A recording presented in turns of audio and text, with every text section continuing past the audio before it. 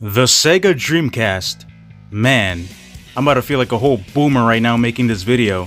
So yeah, the Sega Dreamcast actually had different release dates for different parts of the world. Back on November 27th, 1998, it was released in Japan first. On September 9th, 1999, it was released in North America. And on October 14th, 1999, it was released in Europe. It was the first 6th gen video game console preceding Sony's PS2, Nintendo's GameCube, and the original Xbox. It was actually a home video game console manufactured by Sega, which ultimately failed as it got discontinued on March 31st, 2001 and ended Sega's competition in the console market. A total of 9.13 million units were sold worldwide, which I guess isn't too bad, but it did fail. It was actually the first console to include a built-in modem for internet access and online play, to which I gotta give them credit, wasn't a bad idea. Over 600 games were released as well, of course Sonic Adventure, which came out in 1998, being the best-selling game for the Dreamcast. It sold 2.5 million copies, which doesn't sound like a lot, but back then that was a very successful number for Sega. Other great games were released and still get praise in recent years. Games such as Sonic Adventure, Sonic Adventure 2, Crazy Taxi, Jet Set Radio, Phantasy Star Online, and if I'm not mistaken, if I don't know how to say this word, Shenmue, but I don't know how to say that. These games are highly regarded nowadays and are loved by the fans as people are asking for remasters of these games, and the hope is that one day we will get them.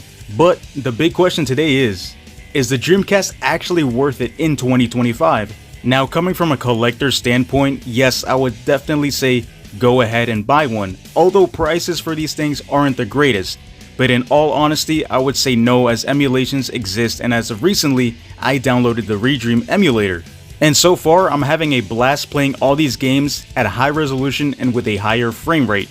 Of course, comparing an emulation to the real deal is never the same, but if you own a PC, I would highly recommend you rather play there and emulate these games, as it would probably play much better than its original counterpart. There are a great selection of games to choose from, as you will probably never get bored. Even getting these games physically from other websites, such as eBay, is very sad to see, as these games are very expensive.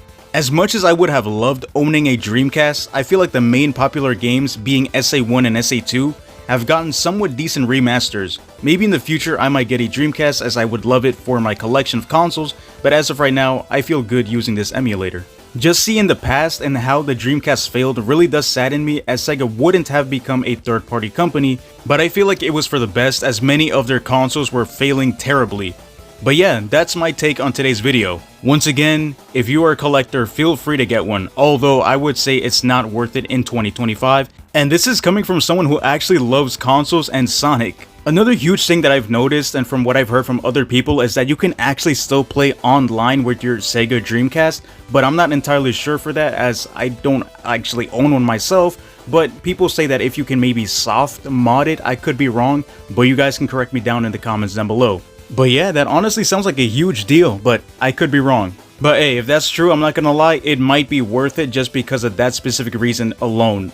You playing online with your Sega Dreamcast in 2025 is actually crazy. But of course, if you guys know how to mod it and all that type of stuff, you guys once again let me know in the comments, because I have no idea. But yeah, my question to you guys is, do you guys think it's worth it in 2025 to own a Sega Dreamcast, or to possibly get one? Let me know in the comments down below. I'll see you guys there. For now, stay safe, take care, and peace.